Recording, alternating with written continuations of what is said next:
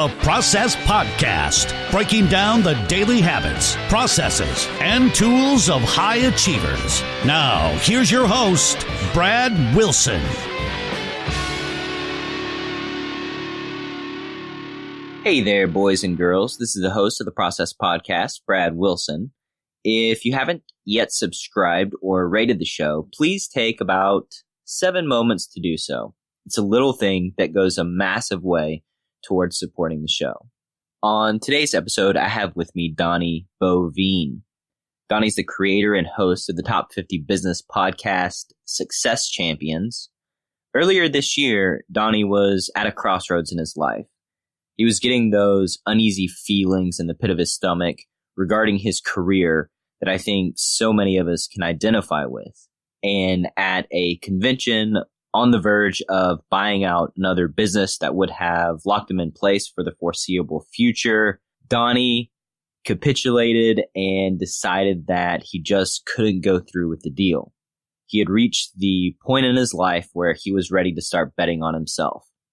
And that's exactly what he's done in 2018. In our conversation, we discuss Donnie's transition to entrepreneurship and the one thing that he credits with saving his business, how he bears down and keeps moving forward even when he has massive internal struggles, the misconceptions he's had to deal with and challenges of entrepreneurship that he's had to overcome, and much more. So without any further ado, here's my conversation with Donnie Boivin. Donnie, good afternoon, my friend. How are we doing? Good, brother. Good. Thanks for having me on here, man. Yeah, it's my pleasure. It's my pleasure. I figured that I'd start out today's show. You joined the Marine Corps. Could you tell me what led up to that decision? Is that something that you had planned out? Was it how did that go? No, I'd love to say that the whole Marine Corps thing was like this patriotic, I was going to defend the country, stand up for the small man, that kind of stuff. No, I had no clue what the hell I wanted to be when I grew up. And I was heading... How old were you? 18. So literally right after graduating high school. But I was heading down a pretty dark path, doing some stupid things, heavy drinking, getting into drugs, and my brother had already gone in the Marine Corps ahead of me, and I knew college wasn't going to be my route. So literally one day, I'm like, well, I got to do something. I just walked in the Marine Corps recruiting office and said, okay, sign me up. And he didn't even skip a beat. He's like, you got to go take this test. You got to go do this. And the only thing that I got right, I barely passed the test to get in, but the only thing I got right was I picked, my MOS, so I didn't get thrown in a really crappy job. But yeah, it was literally because I had no idea what the hell I wanted to be when I grew up. So, it was a fun ride. It was a fun experience. What did your parents think? Mom and Dad cried when I came home and told them, and they didn't cry because they were mad. It's in their words, it's the first time I took responsibility in my life and was actually doing something with my life. And they were just so proud that I'd actually done it. And I think it came down to Mom and Dad have always hinted at, they always thought I would have ended up in prison had I not, gone the Marine Corps route. So in their mind, it saved my life. I don't know if that would have been the case, if that had been true. I might have eventually grown up and matured, but I do know that in the interim, I probably grew up a little bit. But while in the Marine Corps, I also hung around with some roughnecks, rednecks, blue collar boys that, were in the same, all kinds of stuff that I was into. So, some of my habits escalated, like what? Drinking heavy, fighting all the time. In the Marine Corps, you fight your buddies and then you sit down and you have a beer. So, so that escalated heavy. Drugs a little bit, not bad in there. They got worse once I got out. But, you just, in the military, you get 50 guys from 50 states and, in the time I was in, there wasn't a whole lot of women in at that point, but at least in my base, I was on Camp Lejeune, but a couple of ladies in there, but primarily 50 guys from 50 states, all slammed in one room. And, being in the Marine Corps, we were not the cream of the crop. We're usually the knuckleheads through high school, the brawlers, the drinkers, the guys that got invited to parties to see what stupid things we do next. And every one of us had no idea what the heck we wanted to be when we grew up. And then you throw us in a room, you tell us to play nice, and, things get broken. And it's just, the way it is. I think that your parents may be being a little too harsh on you. I think, 18 years old, I had no idea what I wanted to do with my life. And I think most people can say the same thing. You're young, I think I look back at my 18-year-old self and I think, who was that guy? Like that guy, I don't recognize him anymore. Right. I look back 10 years ago, I guess I was 24 and I don't recognize that guy. It's product of growth over time. Well, and I'm impressed with these young kids that have started these online businesses and everything else. I hope they're sustainable, because we're going to get punched in the face by the economy here for too long. So I hope that what they're doing is sustainable and they've really built a solid business, because dude, at 18, 20, 22, 24, I had no thoughts crossing my mind of starting my own business. I mean, that wasn't even a thing. What did you, when you got out of the Marine Corps, what did you get into? So I immediately got into a sales career, but, well, that's not completely true. My best friend and his dad had an HVAC company, and I went to work for them, which is a blessing, because a lot of guys, when they get out, they don't have jobs lined up, and I did. So that saved me a lot of heartache. A lot of my buddies, when they got out, they couldn't find work. And being a veteran does nothing for you in a civilian world. I'll tell that story here in a minute, but, I knew that once I got out that this was going to have to be 100% me just grinding the life out to figure out what I was going to do next. But when I went to work in HVAC, dude, they had me in Texas doing heating and air conditioning, climbing in 120-degree attics, under houses. It was dirty. It was nasty. Great pay. I mean, I made ridiculous money for that age. And, $900,000 per week, doing that job. But it was a miserable job. And I was right about the time I was getting ready to quit. The owner of the company, Jerry, looked at me. He said, "Well, why don't you get into sales?" I'm like, "What's sales?" And that's really where, my whole sales career, started. And, man, I spent 20 years in that sales game. And you said $900 to $1,000 per week, because I heard it in my head. I heard $900,000 in a week. I was like, "Damn, yeah, that is good money in HVAC." We were killing it, man.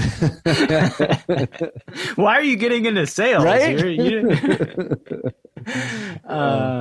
So how'd you learn about sales? Why did he think you would be good at sales with that? You not even knowing what it was. Well, people had told me all my life, they're like, "Donnie, you've never met a stranger. You're great at talking to people. You should be getting to sales." And I later in life started telling people to quit telling people that just because you can talk to somebody, you should get into sales, because there's a hell of a lot more to sales than just being able to talk to somebody. And, he knew that I think he saw that I was going to be struggling and heading down a continued dark path, because, when you're in a rough blue collar job like that you really hate, you lean on other things. So I was drinking heavy, I was drugging heavy. And you mentioned the drugs. Yep. What kind of drugs? Oh, everything, freaking weed, coke, speed, LSD, acid. Looking back, how come? Why? Everything you do like that's an escapism, right? You're always trying to get away from something. And for me, I didn't really have anything to escape from except for myself. I think that when you drink a lot, you do drugs, you get numb, and life doesn't become real. So, even at that time, as much money as we were making at that young, we had no comprehension of how much money we were making, and so we weren't buying all these toys. We were buying drugs and partying and buying alcohol and partying. And, it's all because of half boredom, a lot. All of us didn't have any clue what the hell we wanted to do when we grew up, and, we were trying to figure it out. But also, some of this stuff came into play because if you're doing an HVAC job in the summers of Texas, you're starting at 5 o'clock in the morning and you work until 11, 12 o'clock at night. every day. And, beers in the afternoon while you're working, and you got to do something to stay awake. So that's where a lot of it came from, I think. And what's funny is some people know these stories about me, but not a lot, but I got really heavy, at one point, and, which ultimately led me to get out of Texas, trying to get away from all the drugs I was doing. And then what was the catalyst that led to the change? That's a great question. I don't know. There wasn't like any lightning bolt moment. There wasn't any sort of wake up. I think I was slowly starting to realize that I should do something greater with my life and do something bigger. And I thought that, going to St. Louis would be like a new start. And unfortunately, things got worse. So how'd they get worse? So moved to St. Louis, moved in with my brother and his wife, found a job in corporate America. I always thought success was, wearing the suits and ties and, climbing that corporate rung. And so I got into that world and that life, and was beginning to climb the corporate ladder. Oh, and going back to veterans, it doesn't do you anything in the workplace. A vice president in that company pulled me aside and he said, Donnie, you got to remember two things. I said, okay. He goes, first, you got to lose that country twang. You can't say y'all. You can't have anything country in it, because as soon as you do that, everybody thinks you're stupid. And if you're not going to climb the corporate ladder with that kind of, and he wasn't wrong. There was meetings where if I said y'all, everybody would kind of turn and look at me. I mean, but this was, high power suit wearing, corporate lifestyle. You couldn't come across like a dumb hillbilly. And not that I've ever been a dumb hillbilly, but once you get a country twang in corporate America, you are immediately labeled in that regard. So I had to really work on it. The second thing he told me is, don't ever tell anybody you're a veteran. And unfortunately, he was absolutely right, because being a veteran, all your skill sets are untranslatable. The people don't know what to do with you. And even to the point after 9/11 happened, I got a recall letter to go back into the military. They didn't execute it. But my whole company freaked out because they didn't know what to do. How did it make you feel when he told you that? I got to be honest. I had a lot of respect for the guy. I didn't take it as offensive. For me, I'd rather somebody come up and give me honest advice with no motive. Motive, no ill will behind it. He was legitimately trying to help me out. And, I wasn't hanging my veteran flag out there to do anything, but there was times I probably leaned on it to be a part of my future and my career in climbing and growing. And he was legitimately trying to give me solid advice. And I tell you, for 10 years, I didn't tell people I was a veteran, and I have had a very successful career, as I continue to move forward. And it took a long time before I really started speaking about being a Marine. Because it wasn't that I was embarrassed. It wasn't that I was ashamed. It did nothing for me. If you ran into other veterans, you talked about it, but it wasn't, something that you spent time on. Were there any veterans that you worked with? Yeah, a couple of good guys talked about it. Nobody talked about it. But you got to remember is, as I was entering the workforce, the only veterans that were around were your Vietnam guys, and the Vietnam guys, they're never going to talk about it. And how old are you? 41. 41. Okay. Yeah. And so the only veterans in there were guys that were, in their late 50s and all good guys. But, of course, they're not going to talk about their experience because, hell, they were spit on and everything else when they came home. So they learned not to tell anybody about it. So, it just became part of the process. This is like the year 2000? Right around there. So it was early 2000s, but I worked in St. Louis right past 9/11 because I got the recall letter, but we didn't get executed to go back in. And when that letter came through, literally my office freaked out. I was the only person, in a large corporate company that potentially, and literally my director at the time, damn near dragged me up to HR, to say, hey, I'm fixing to lose Donnie for 2 years. what do we do? How do we do? And it was a weird fiasco. They made all of these plans, and of course nothing happened. But people just don't often know how to deal with us. When I mean us is veterans in the workplace. So, I tell all the guys that are getting out now is, you don't even need to use your veteran status. Just go in, get a job. I don't care what job it is. Climb the ladder, get to work. If you're good, if you have the discipline to show up and do the work, you'll climb. You'll be fine. How do you think bosses or leaders can do a better job of dealing with veterans? I think bosses and leaders suck for the most part at mentoring and growing anybody. It's not just veterans. I think because corporate America is so structured to put people in boxes, and robotically work, that it's the fault of the leaders, but it's really, any person that doesn't take ownership of how they work and climb in their own problems, behavior, that's on them. You can't walk into a company and go, oh, you're a bad leader, so I'm not going to work. No, you go into a company and you're like, all right, I'm going to work my butt off and see what turns up. And, if it's a bad leader, I'm going to outwork him, outpace him. I'm going to take his damn job. And if I can't get his job, I'll maneuver and go get another job, and I'm just going to outpace him. And I think you have to look at it. So, there's bad bosses and bad leaders, but who gives a damn? It's on you to climb, and that's just what I tried to do for my entire career. What changed? So I feel like, you moved to St. Louis to get away from, the drugs, the party scene, all that sort of thing. You got a job in corporate America.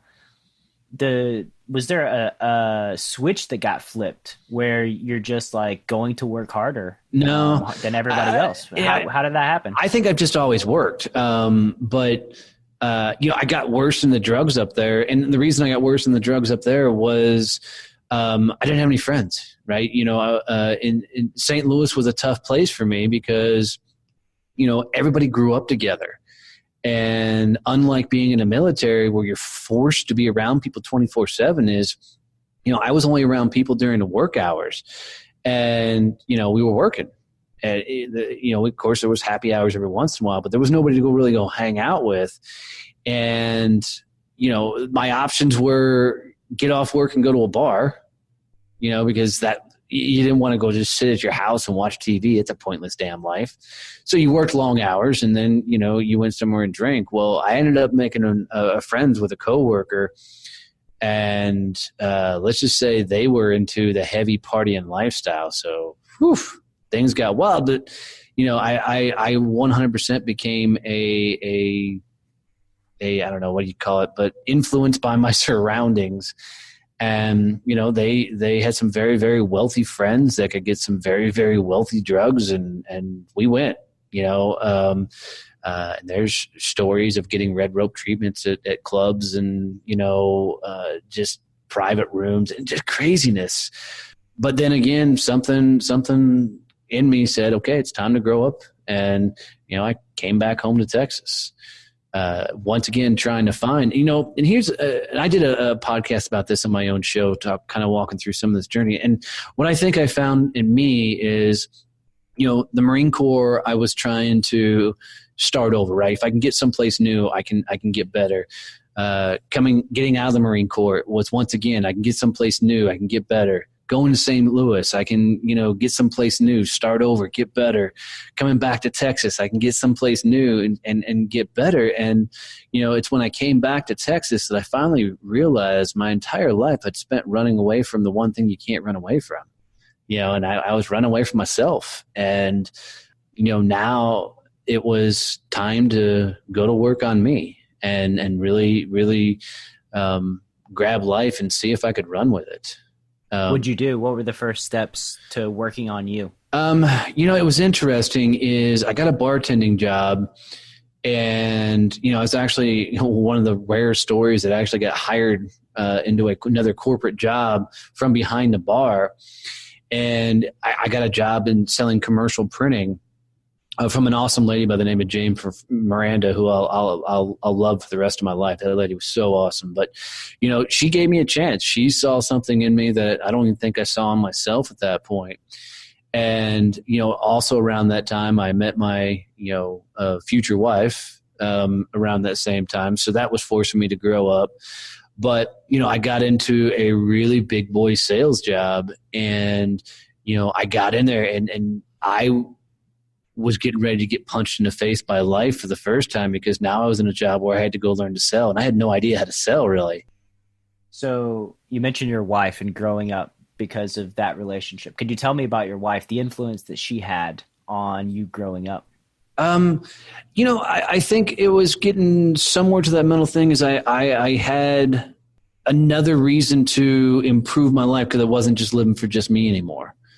I was living to create a life for the both of us, even though I don't think I fully understood at that point. What are the attributes, the qualities of her? Pardon my profanity, but she's a badass. That woman is put up with my shit for years. God love her. And I've put her through hell. Living with the life of a straight commission sales guy. She's been with the wins and she's been with the downs. So, we both come from really good stock. Her father passed away this year, but parents were going on 46 years of marriage. My parents are going on 46 years of marriage.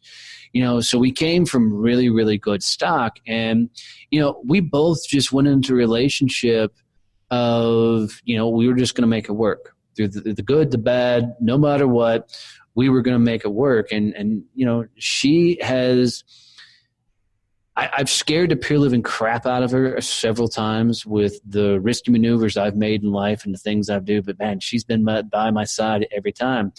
Not gonna lie, there's been times she's walked up and looked at me. She's like, "All right, you got this." I'm like, "Yeah, we'll figure it out."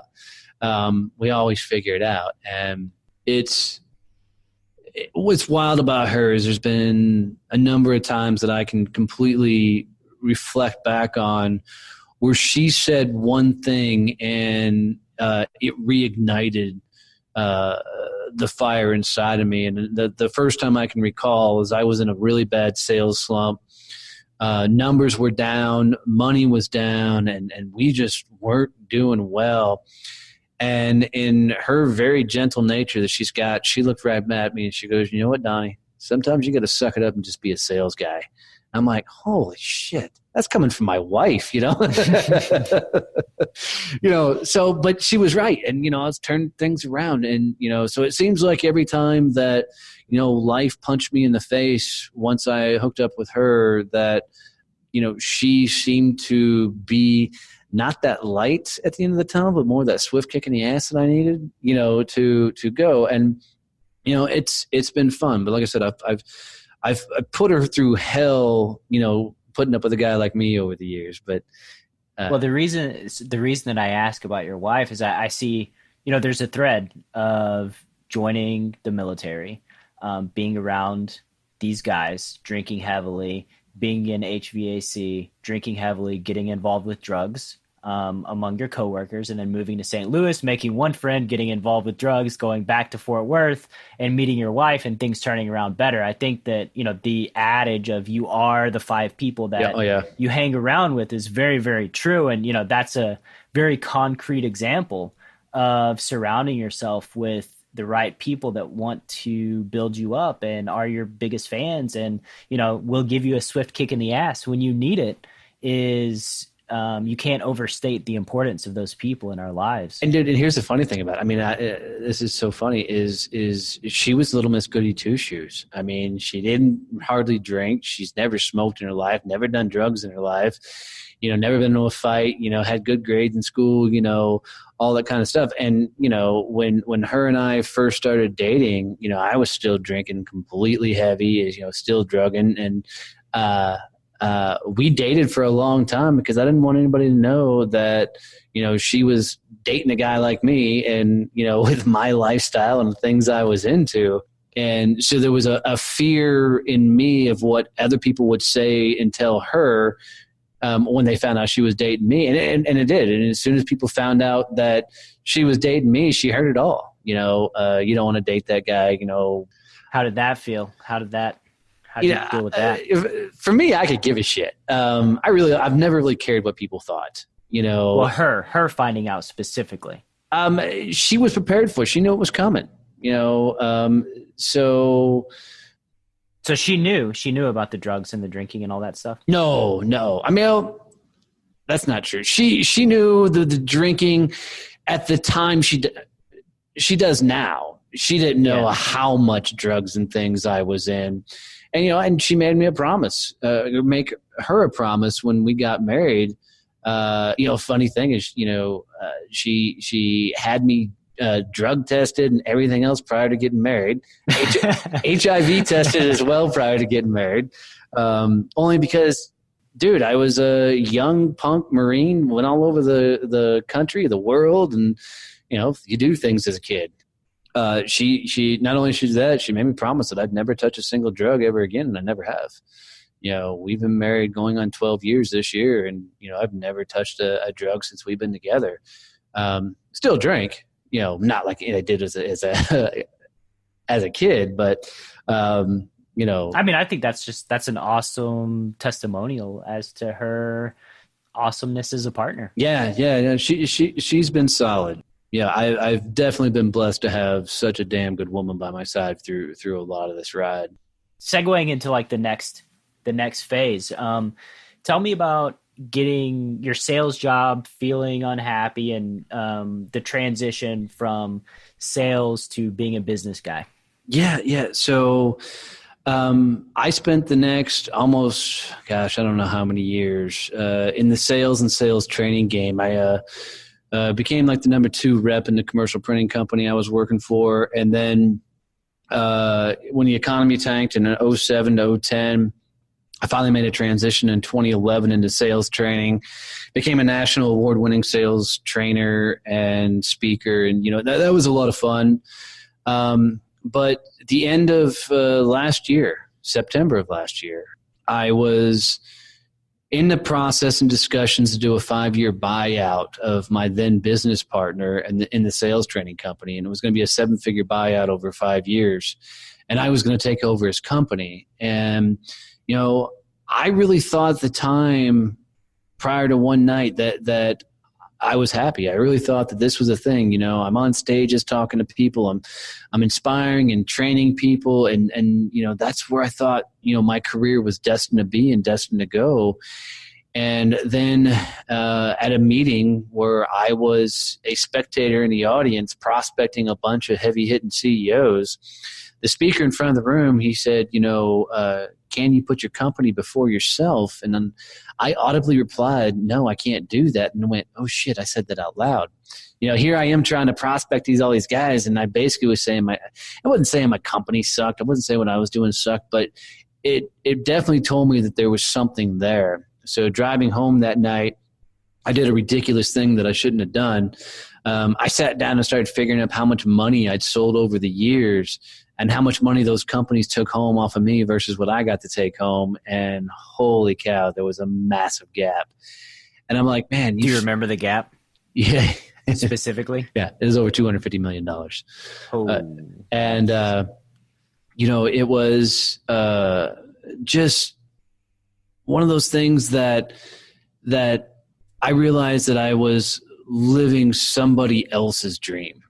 And, I was, even to the point my business partner said to me one time, and he's a great guy, I love him to death. And he meant nothing by it. It was just a slip of the tongue, but he's like, I'm so glad you're my retirement plan.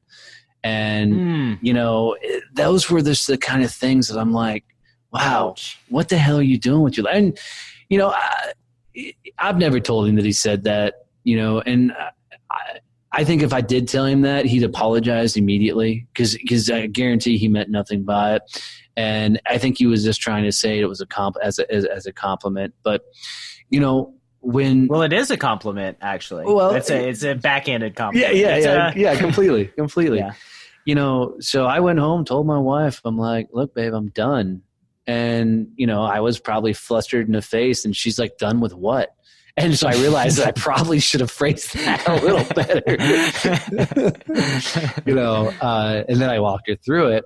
And, it freaked her out because I was walking away from a lot of money, a lot of lifestyle. We had just built a secondary house on my property for my in-laws. Her father was in ill health at that point. And, it was probably not the best time to make this leap. But I thought, I'm 40 years old, I've got to go now or shut up for the rest of my life. So you backed out of the deal, the 7-figure deal? You didn't do the deal? No, walked away from it all. And literally from the day I said no out loud in that room, 15 days later, I was out on my own. What were you doing? What was your plan? Cocky, ego and everything are an amazing thing is because I had been so successful in sales, because I had a brand and a reputation in my local area, I really thought that I was going to jump out on my own. And just because of who I was, man, the world was going to light on fire and I was going to be on stages traveling the world and just killing it. And lo and behold, that I didn't realize that I didn't have a business plan. I didn't have an idea. I was just going to be a coach, and a speaker, and the world was going to light up. And that's what I love telling everybody now is, everything I thought about being a business owner and entrepreneur prior to being one was absolutely false. I had no true idea of what it took to do that and maintain that. And I've worked harder in running my own company than I ever have in any career, including the Marine Corps, making sure this thing goes. And, about 6 month mark into my business, I looked at Elizabeth and I'm like, babe, I think I'm gonna have to shut the company down. It's not working. I maxed out on clients and I was doing a coaching business, and, I picked up all the clients that I could handle, and the money was great and I was doing well, but I couldn't go prospect. And, that's when I realized the coaching practice is flawed. And, I tried to do group coaching programs, but the clients I end up working with tend to be type, A, super strong personalities, and, putting a bunch of those people in one room trying to tell them to get along and play nice doesn't always work so well. So the group coaching didn't work. So I had an unscalable business. And when I maxed out on clients, I couldn't go prospect. And at one point I had about 8 clients all get to the level that we said we were going to get them to.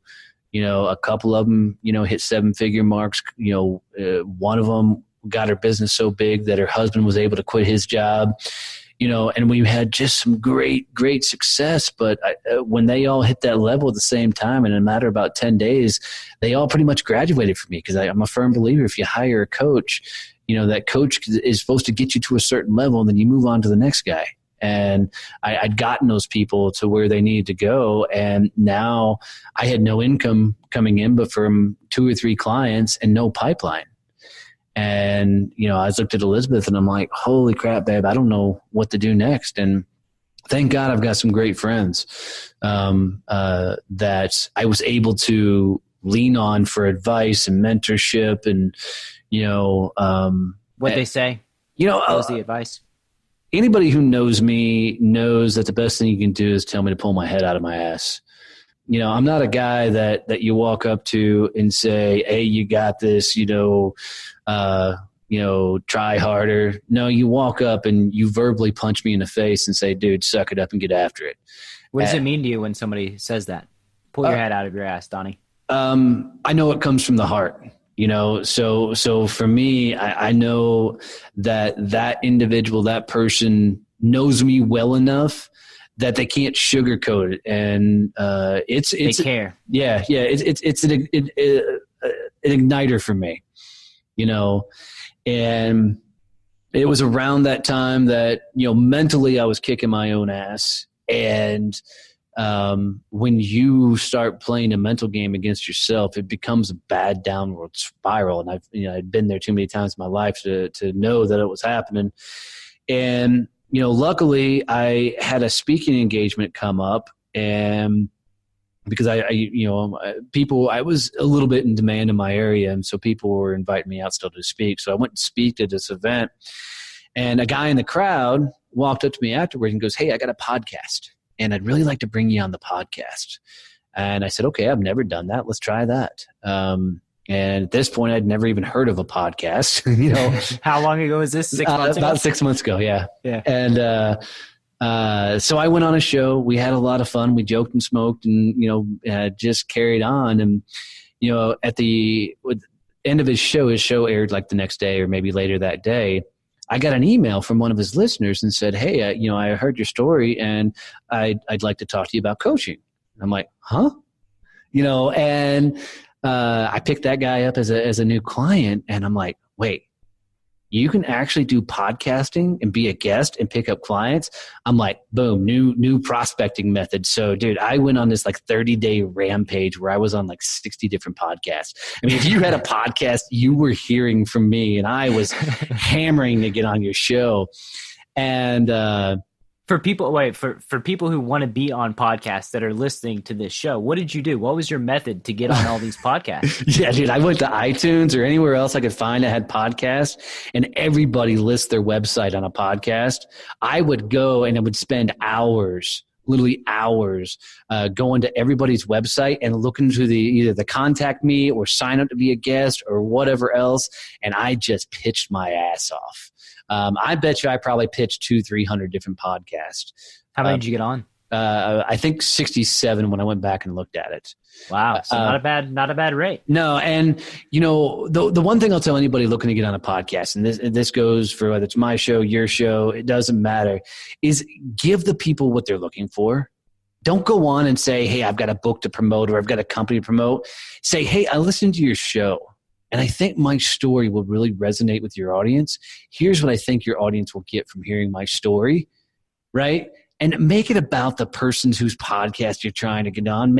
Sell them on why you should be on your show. Don't brag about what you've done. Walk them through what your audience is going to get out of the story. I mean, even having my own show now, it's funny, the people that, "Hey, I just wrote a book and I'd love to come on your show and sell my book." I'm like, "Well, stick it up your keister. I don't give a damn,"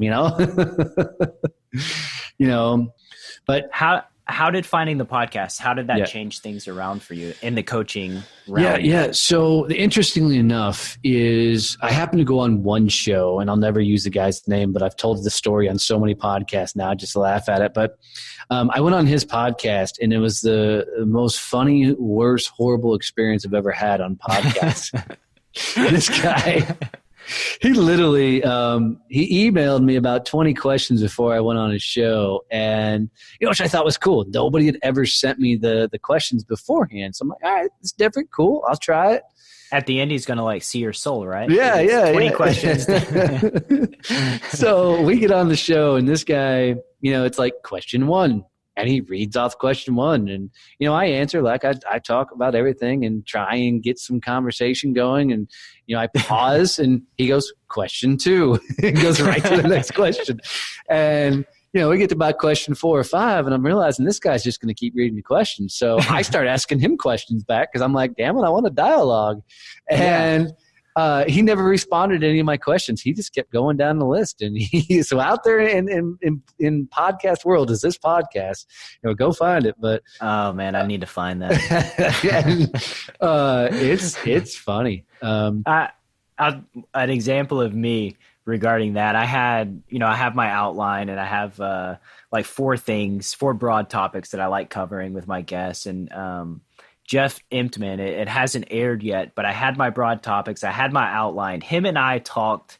We were an hour, 15 minutes into the show, and I hadn't moved to number 2 on my list. I was like, right. Oh my God, I've gone down a rabbit hole. I don't know. At some point he asked me, "Hey man, do you have any more questions?" Yeah, I do. I don't want to talk about this. I don't know how I got here. And what's funny is about my podcast is I don't have any preliminary questions. And I think because this guy was so bad, I went so extreme opposite. Yeah. But he's the one that got me into podcasting, because I'm like, if this dude can have any sort of success whatsoever, I'm going to start a podcast. And what I haven't told on a lot of podcasts is, my one that's doing very well right now is actually my second podcast. My first one failed miserably. I hired a podcast coach, like you're supposed to. And, I'm a fast-paced guy. When I got to get anything, I want to run and gun. And God loves this lady. She's still a dear friend of mine. But she was not prepared for the onslaught that I was fixing to throw at her. And, I had to record at her studio, and she was going to do the editing, and I'm wow. Once I get my head into it, I'm like, okay, let's go, let's run, let's get it done. And she was taking weeks to turn around shows, and, so out there, and I think it's still on iTunes somewhere. There's like 7 episodes, and they're produced well. She did amazing work, but if you look at the timestamps on them, there's a big gap between the shows because she just wasn't prepared to pick up my pace. So I'm like, all right, I got to figure this out on my own, and that's when I launched Donnie Success Champions. And the crazy thing about launching that podcast is, I wasn't using it as a Hail Mary pass for my business. It was just something I was going to try. And remember, at this point, my business is tanking, and I'm trying to decide if I'm going to, keep my business going. And I launched, I decided if I was going to do a podcast, I was going to do a daily show. There was no way I was not going to launch one every day, because I knew if I didn't set myself a major trap, there was a chance I wouldn't follow through with it. So I started Monday through Friday. New episode came out. I knew I was going to interview people and their stories about their journeys and what they've been through. And I wanted life lessons and business lessons to come out of it. And I was really going to hear these stories because I knew I needed something more in my life. And I figured that similar to surrounding yourself with the right people, that by hearing these people coming through whatever they went through, that I would find inspiration and lessons from their stories, and I'd be able to apply them to my business. And holy shit, did I find that. And, I knew I wanted to teach still. So, on my show, Monday through Thursday is me interviewing people from all over the world. Friday, I do a teaching episode just on my journey. And, I've gotten such cool responses, by telling my story, because, in one of the episodes I talk about, I grew up on a farm as a country boy. And, after that guy said, don't ever tell anybody if you're from the country, you don't lose the twang. I hid that portion of my life. It was nice cars, dress shoes, slacks, and all that lifestyle. I didn't want anybody to know that I grew up on a farm and that kind of stuff. And now it's a huge part of my life again. And, by hearing all these people's stories, and I think, people keep asking me, how did my show take off as fast as it did? And do the things I did. And I think it's because I still maintain that I do the podcast for me.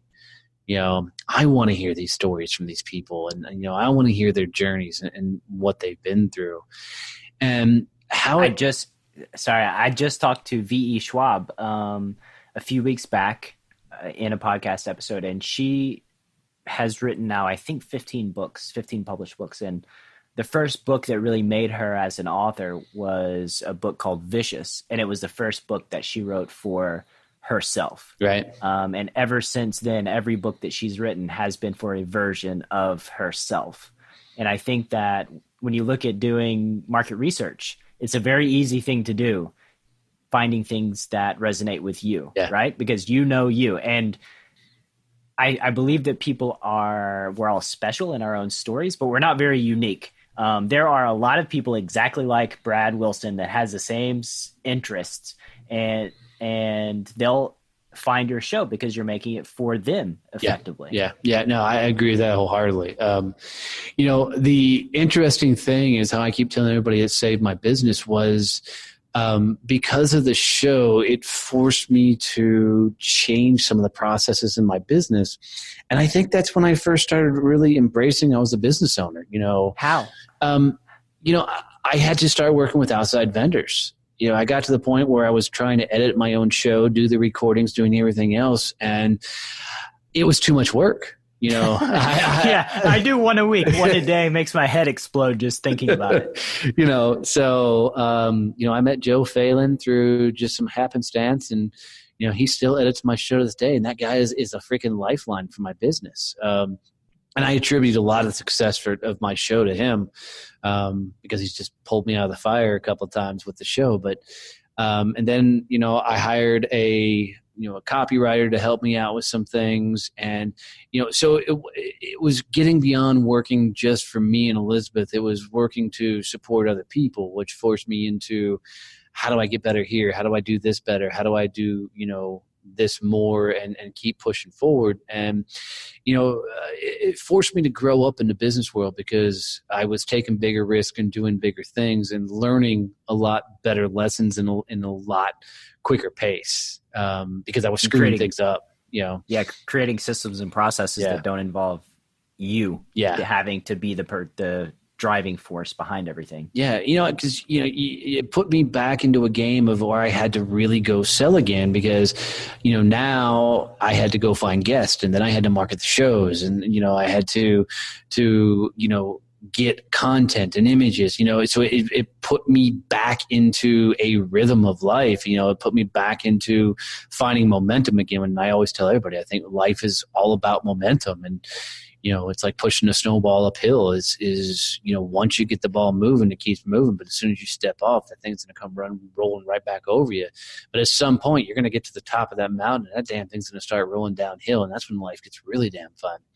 So, I think that by starting the show, I was reconnecting with myself through other people's stories, and people came along for the ride. In droves, which is a shocking thing for me, is how many people really enjoy the show.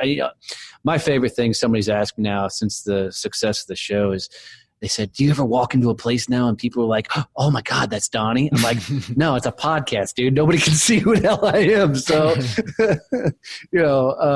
my picture's on the cover album, but it's fun, but because of the podcast, I've gotten some cool speaking engagements, and, I've just been blessed to be a part of just some, and I tell every guest that comes on the show, thanks for letting me be a part of your journey. Cause that's what I really think, it is, I get a chance to help somebody tell their story, and a lot of people for the first time, and that fact is just a beautiful thing for me, that they're trusting me enough to help them on their journey. Yeah, I'm with you 100%. It's a responsibility to facilitate these conversations with really awesome people. And believe it or not, there's a lot of work that goes on behind the scenes to produce a published episode, I didn't just roll out of bed and fire up this call and, it might seem that way to some people, but what you guys don't know is right now we're both still in our pajamas eating Cheetos in bed. So yes, I'm in my boxers. Or we've been trying to get the show on, and I had to get to a new office in downtown and, get everything coordinated so we get this all figured out. I mean, there's just a lot of moving parts. Oddly, I think we're 50 minutes into the talk, and I haven't hit my questions yet. I haven't made it to the lightning round, So does it matter? Does the planning even matter? Yeah, Donnie, tell me, with your podcast and business, what's a typical morning routine look like from you? I love this question because it's so important for my life. So I'm up at 5 to 5:20 every morning, no matter what. So I live on a farm. It's a hobby farm for my wife and I, and we got goats, chickens, ducks, and dogs, cats, rabbits, snakes, and all kinds of critters out there. But I'm up 5:20. Make coffee for her and I, and out taking care of all the animals. Once you've got livestock and chickens and everything else, they don't take care of themselves. So you got to take care of all them guys. And then freeloaders. Yeah, they are. Well, the chickens aren't. They at least give me eggs back. But the goats, man, we're going to have a conversation with those guys. Hopefully we got one that's pregnant. So, we might get some milk and things out of it. But from there, I come back in and I journal. I learned journaling through kind of happenstance, and it's been a big game changer for my life. So much fun. I had fun. I wrote an ebook called "That's Not How You Journal, Jackass." just walking through a really, really simple philosophy. And, you know, you can go get the ebook if you want, but, you know, journaling for me was all about getting out of my own head. And I just found that if every morning I asked myself a question, you know, that I got real with myself and answered, it really forced me to learn a lot about myself. So I journal. What kind of question? You know, I really don't really care. And I even say this in the book is I don't give a damn what the question is as long as you answer honestly. So What's an example of it? Yeah, a lot of times during my sales career, the questions are like, why do you suck in sales right now? Right? You know, or it was, you know, why don't you feel like prospecting today? Or, you know, why do you got your head up your ass? And then some days it's like, dude, why is you kicking so much ass right now? You know, some days it was, why are you blowing it up? You know, and I found that the days that I went for the more positive questions, my days kicked ass so much better, because I think anybody that goes into any situation looking to help or looking to get better isn't realizing they're already a badass. They just got to step into it. So I changed everything up later on as I got into journaling to go for the more positive aspects and run and gun with it. I've noticed it in my life. So part of my daily routine, after I meditate, I stretch for 5 minutes and I verbally express gratitude. And that's been a real game changer for me, because now I go through my day looking for things to be grateful for the next morning. And I often will see the good in situations that maybe I never would have seen the good in them. And I think that perspective shift can have just a dramatic impact. When you get super pissed because you're stuck in rush hour traffic, and you let it spill over to the rest of your day, versus being in rush hour traffic and being grateful that maybe the last 5 times you've gone down this road, you haven't been stuck in rush hour traffic, or being grateful when it clears up and the path is clear. It can have a profound impact on everything that you do. Yeah. And I'll tell you, you know, gratitude is something that I continue strive to get good at. And you know, I'd love to BS you and say that I'm really good at it, but it'd be a complete lie, you know, because crazy enough is I've never had a need to be grateful. I had a good life, you know, I had good parents, you know, I had, you know, a good upbringing, good childhood. I mean, we were the lower end of, you know, middle America, but, you know, things were always pretty good, even in the dark times of my life, you know, but I'm trying to deploy more gratitude in there, just because so many people say it's a game changer. And, you know, at some point I've got to buy into, damn it, if everybody says it's something you should do, there's probably something there, you know? But you could be a very gracious person by nature. Could be, you know, or I could just be very, you know, hard-headed and stubborn as hell, you know.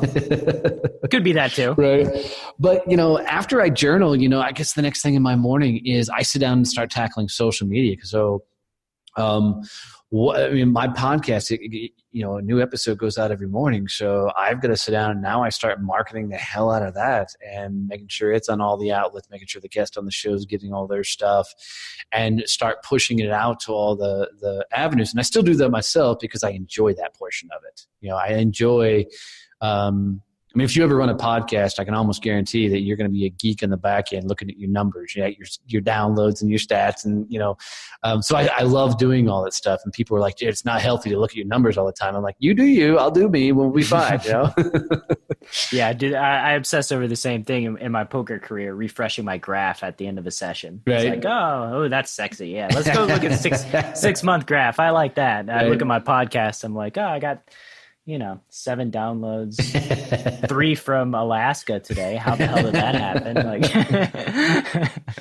well, you got 1 from Texas. I mean, that was mine. So, you know. No, I mean, you obsess over these stats. Yeah. It's obviously not a productive thing to do. No, I think it's human nature. Yeah. Well, you know, when you get a new country or something, you're like, oh my God, where the hell is that country? You know?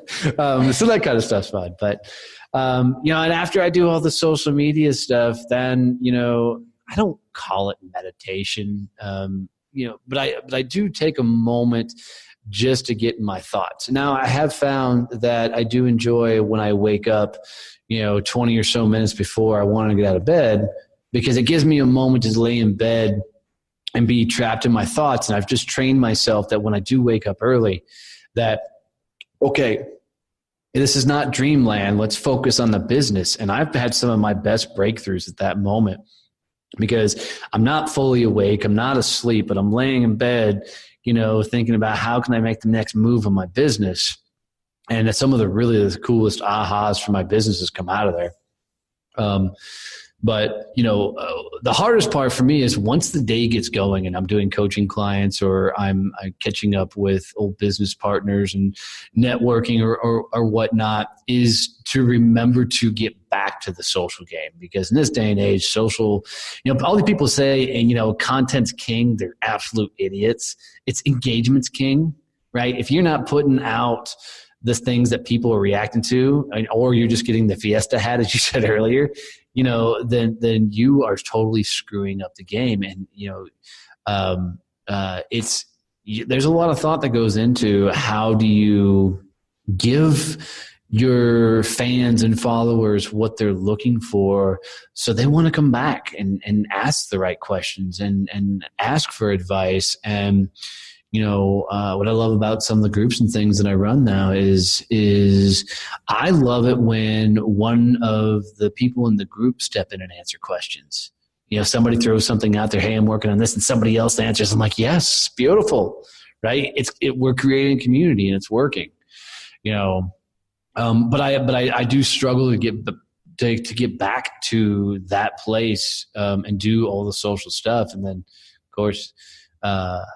Now I, fully embrace my entrepreneurism. And if I'm in bed before, 10 o'clock at night, it's an amazing trick. But even when I do go to bed, phones in hand, answering emails and, social media, and finally conking out around 11 o'clock and then back up at 5 doing it again.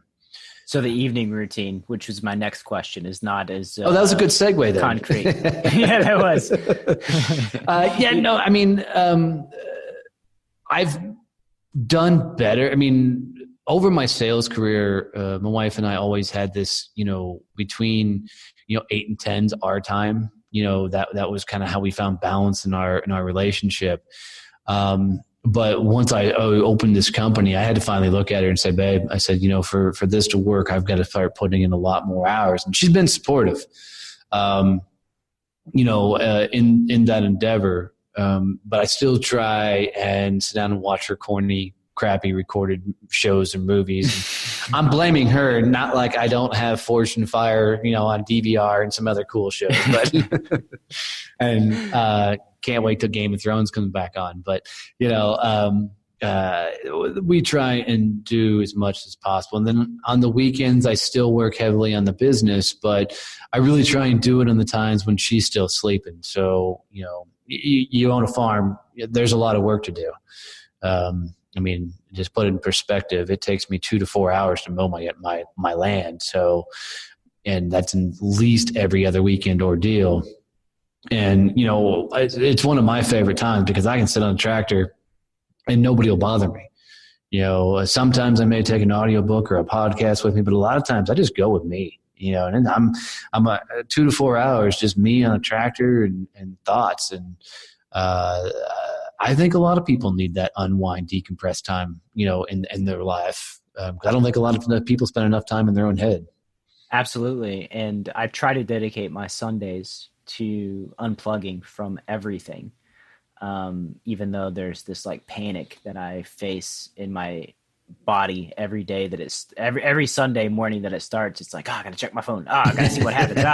I want to know all the things. Right. But I always realize that, by Monday I missed absolutely nothing and I got caught up with everything in 7 minutes. So, not really missing out on much. They're the most productive days of my week for sure, because I get out a pad and paper. I start writing notes. I start planning my week, all the things that I need to do that will get me closer to my goals. So Sunday's extremely valuable, refreshing, rejuvenating. I suggest that, if you don't do it for a full day, do it for a few hours, maybe an hour a day, or 2 hours a day. Start small and just unplug and see how you feel. Because even for me, the days, and I don't do it every day like I should, but the days I sit down and write out what I need to accomplish are always my most productive days. I mean, it's in one of Napoleon Hill's books, and whether you like Napoleon Hill or not, I don't care. But,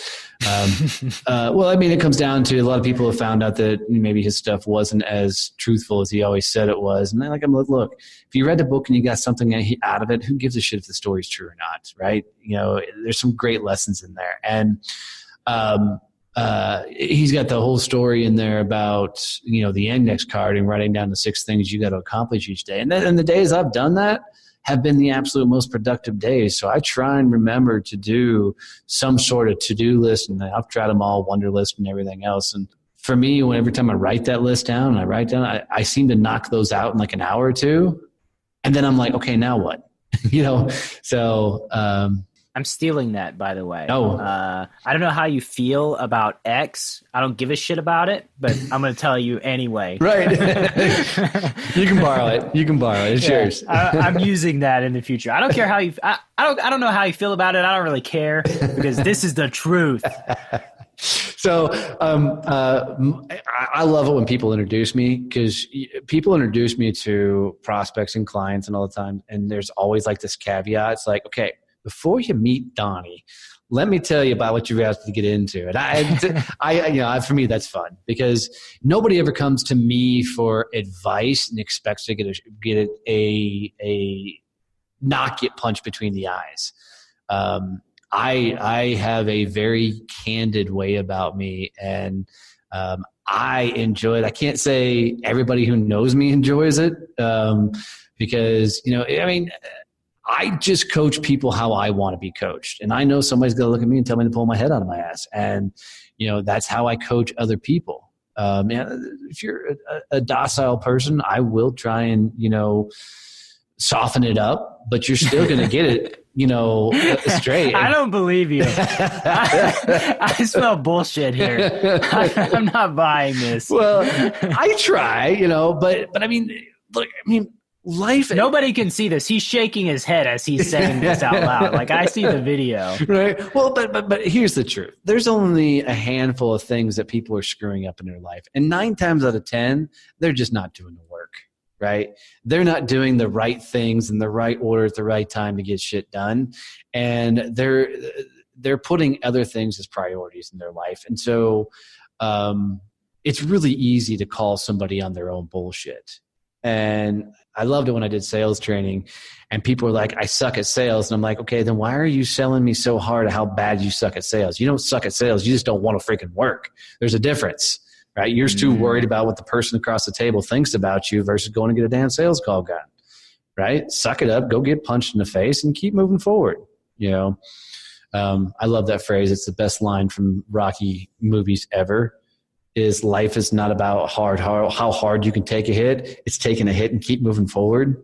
And I think that's just a philosophy in my life is, all right, you got punched in the face today. You screwed that up. Go. What's the next step? Yeah. I love that. And I've heard it from so many guests on my show is you have to do the work. You know, there's no life hack, life tip, life trick that's going to get you from point A to point B without doing the work. When you do the work, you find the efficiencies. And then you can figure it out, but you don't find the wormhole to getting, you know, your pot of gold at the end of the rainbow through a hack. Yeah, you know, and I think it was an eye opener for me, because I think a lot of times in my career, I was able to find the shortcuts. You know, sales in some aspects, you know, came pretty easy to me. You know, networking always came pretty easy to me. Cold calling eventually came really easy to me. So I was always able to find these shortcuts all the way through.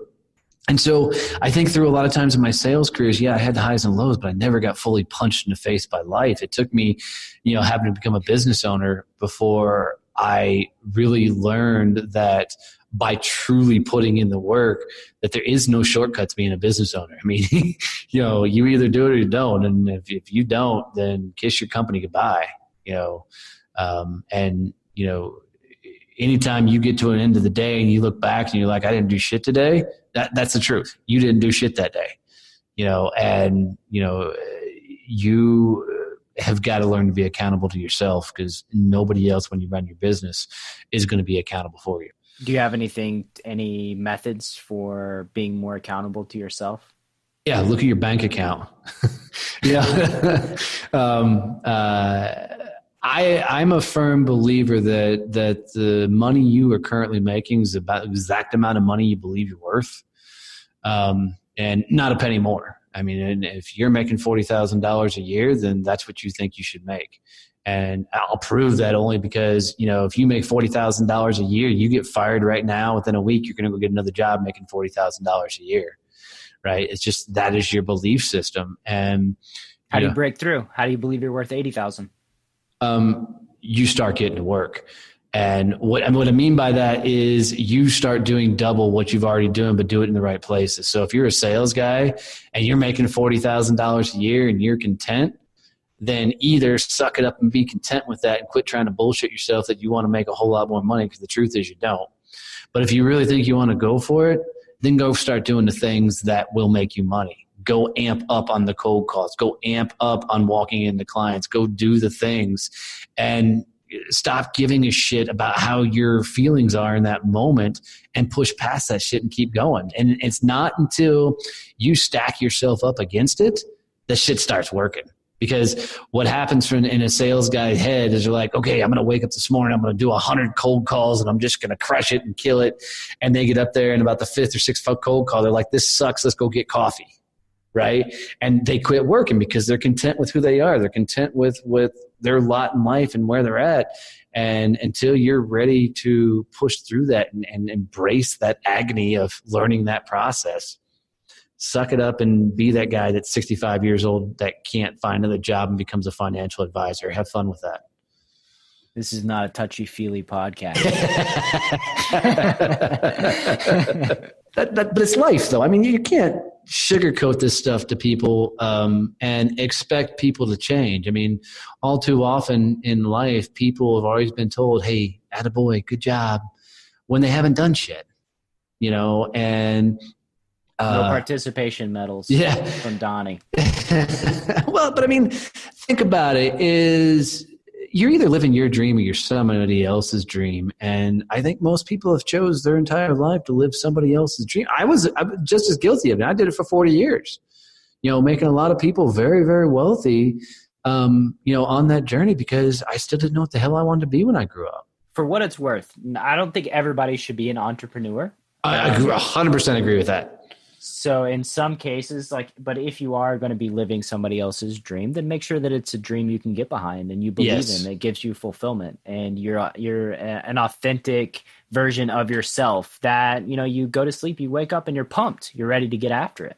Yeah. Yeah. And, I love, Gary Vee, love him or hate him, for the longest time kept preaching, be an entrepreneur, be an entrepreneur, be an entrepreneur. And I'm like, dude, not everybody needs to be an entrepreneur, just like you said. And then he finally came out and said, you know what, there's nothing wrong with being a damn good number two.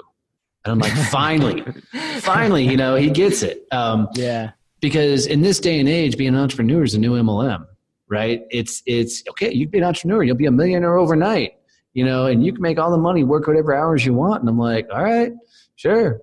As long as you're willing to get your teeth kicked on a regular basis, as long as you're willing to discover more about yourself than you ever known, and as long as you're willing to sit on an island by yourself and try and figure this all out, because you're about to go through it.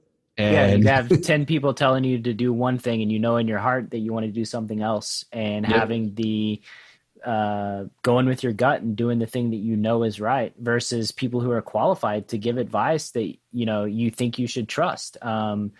It's hard.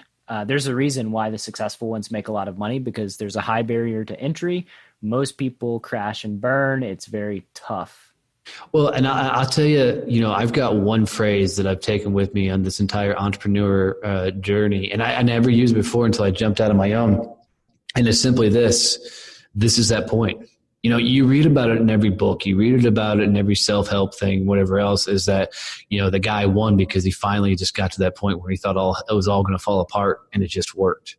And I just keep telling myself on my journey is when I thought my business was going to close, until I found podcasting, and, the ups and downs with this is, I keep telling myself, this is that point. This is that moment where later on I'm going to write my book and go, I can remember I was sitting here on this podcast, that type of thing. And, this is the point that it all broke loose. And you could also say, this is where 90% of people don't take another step. Yeah. This is where 90% of the people fail, and I'm going to be the 10% that keeps going, keeps pushing forward. Yeah. Because, I maybe I'm stubborn or maybe I'm stupid, but I'm going to keep after it, Well, and I think people have got this in their head that they've got to hit rock bottom to climb. And so I think a lot of people don't start climbing because they don't push themselves hard enough to hit rock bottom because they're scared of what will happen when they get down there. And the truth of the matter is if you become okay to losing it all and you become numb to that worry that everything's going to crumble and go away, you're going to be amazed at the personal breakthroughs you find. And that doesn't mean entrepreneurism. That just means life. If you stop giving a shit about what other people think and you stop worrying about how the world judges you and looks at every maneuver and start just moving forward, you're going to be amazed at how much you find and really of what you're made of. Because I truly believe that success, however you define it, is all between your ears. And, a lot of people haven't pushed themselves to the extremes enough to understand what success would really mean to them. And I can tell you, even with the successes I had in my sales career, I didn't understand that until I got punched in the face trying to run my own business. It's been a wild ride. It's an abstract concept that means different things to different strokes for different folks. Yeah. Yeah. Okay.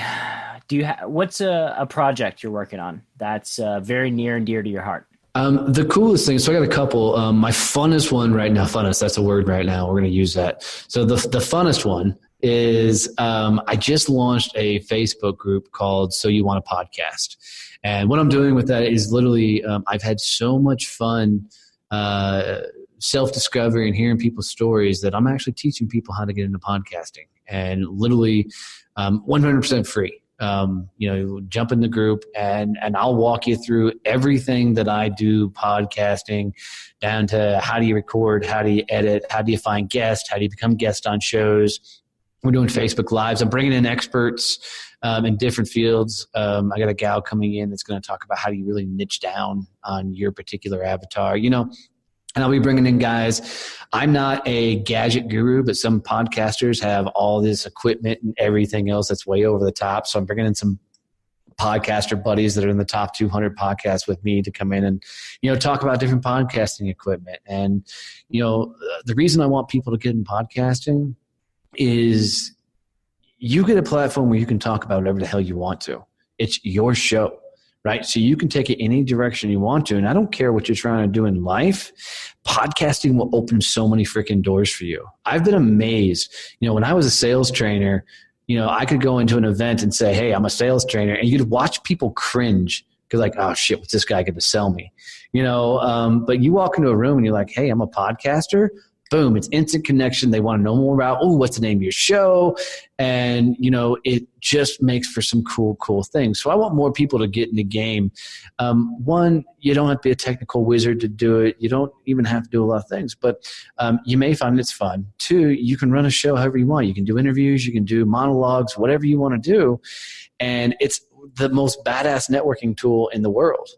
You want to get to a certain individual. It's like you talked about your book earlier. You call up and say, hey, I'd love to sell you something. And it's like click, but you will all call up and say, hey, I'd love to have you as a guest on my show. Instant change of conversation, So I just want to teach people, to get in the game. I think we're still at the beginning edges of it. I'm still amazed how many people have never heard of podcasting. It blows me away in this day and age, but I think there's plenty of room in the water, and, I think people should get in there. Now, I always tell everybody, all in is I have a company now that will completely set up a full podcast for you. I mean, if you wanted to, you show up and record, my company will take care of everything. But If you don't want to go that route, jump in. We'll teach you everything podcasting. In addition to that, we, because of the success of the show, we launched a content development company. So we found a very cool way that we'll sit down with an individual and record an hour's worth of video via Zoom, wherever they are in the world, and turn that up and chop it up into a month's worth of social content. So, literally, if you're struggling to put content out there, you get to sit across from me. I'll interview you, pull out some really, really cool content, and then I got a team of copywriters, video editors, audio guys, graphic designers, and we'll bundle that up, hand it right back to you, and you've got a month of content. And I've got companies that, we're doing a new recording every month to keep their content rolling on social media for them. And then, still coaching services. I'm still coaching. A lot of people still bring me in for sales, but I'm not doing any company sales training or anything like that. I'm really focused on the individual. I'd rather take somebody who's a badass and help them go further with it versus walk into a room with 20 salespeople and only 2 of them want to be there. So a lot of fun things, man. What are you into? What was the question? Sounds like you're doing a lot. You got a lot on your plate, a lot going on. It is. So all these things, all these lessons, all the good things that podcasting has given you. Let's go back in time and imagine the Donnie who's just about to get his sales job before he's sold, generated 200 something million worth of revenue for other companies. What advice do you want to impart on that version of yourself? I would have absolutely told that person 2 things. One's go getting you punched in the face quicker. I tenderfooted into sales. I feel like I'm walking into something here, but when you say punched in the face, can you describe to me getting whacked in the face? I think you got to get to extreme failure. I would have told young Donnie getting into sales that you've got to take bigger risks. And what I mean by getting punched in the face is you've got to go try shit that scares that pure living crap out of you so you understand what makes you tick. What's a bigger risk?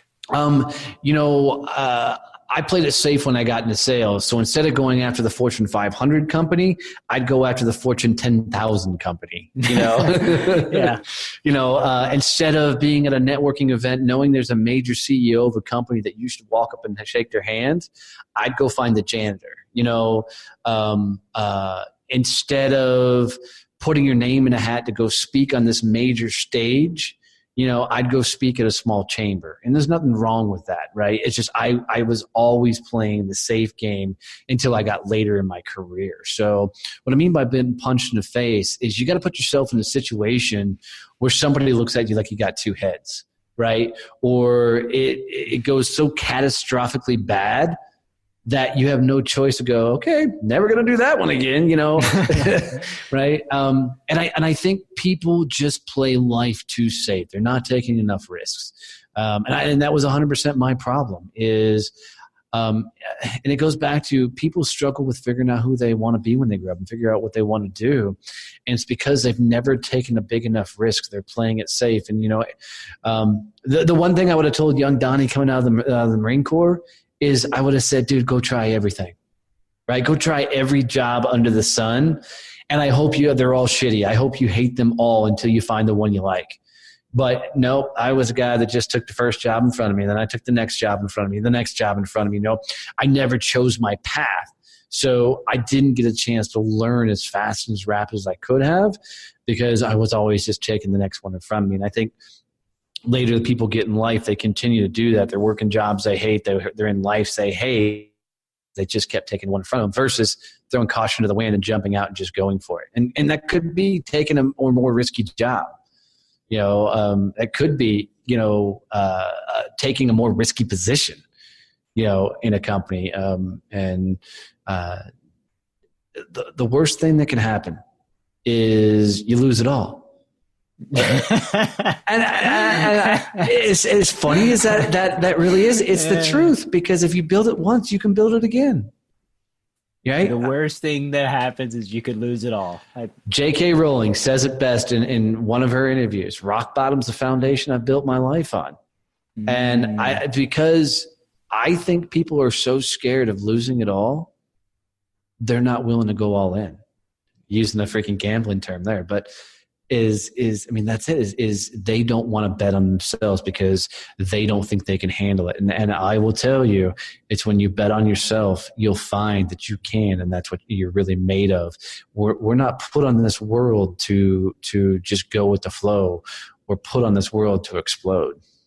And there's a quote that I love that means a lot to me, and it's that ships are safe in the harbor, but that's not what they're made for. Right. And we all have lives. We only have a limited amount of time on this earth. So take risks, because they're the things I feel like when we get to the end of our lives and look back and reflect on our lives, that will be our regret, that we didn't take enough risk. Yeah, I agree with that.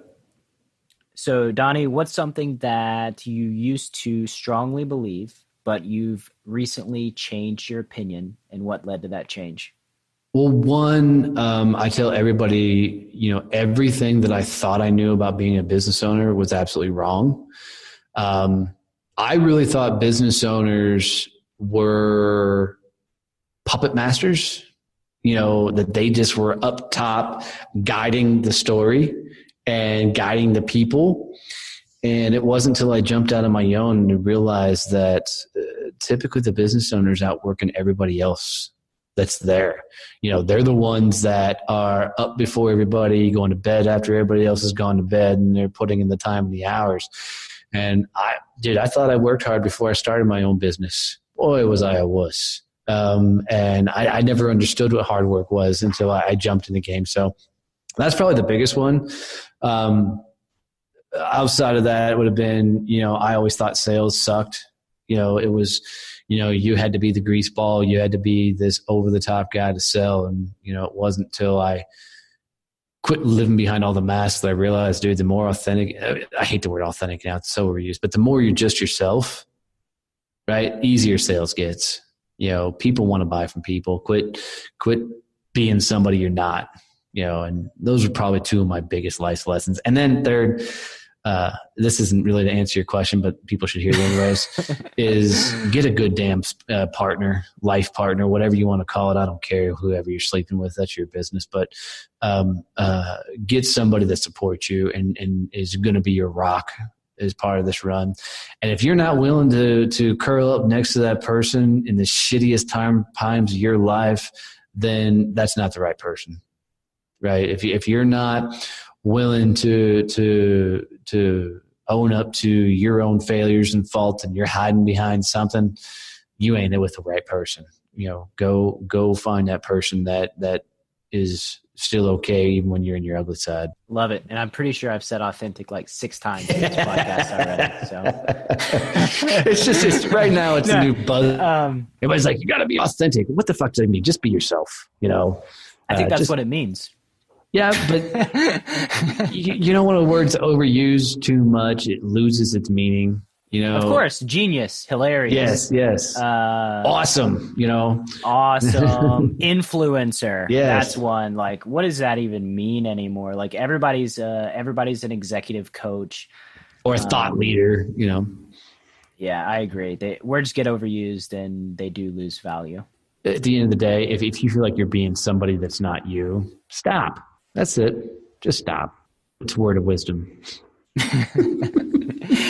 I was going to ask you if you could share one truth with the world, what would it be? But maybe is that your truth? As I think about it, that's partially it. But the other one is I'm going to go back to the world of Rocky Balboa. Life isn't sunshine and rainbows. If you want it, go get it. If you know what you're worth, then go get what you're worth. Quit looking at the world like it freaking owes you something. And nobody cares about that stuff more than you. That's why the business owner wakes up and works harder than everybody else, because nobody else cares about his business more than him. That's and then the funny thing with it all is, here's the truth, is nobody gives a shit about you. Right? At the end of the day, people aren't leaving their offices and going home going, I I wonder what Donnie was up to tonight, right? Dude, once you're out of sight, you are completely out of mind. People aren't thinking about you. They don't care about you.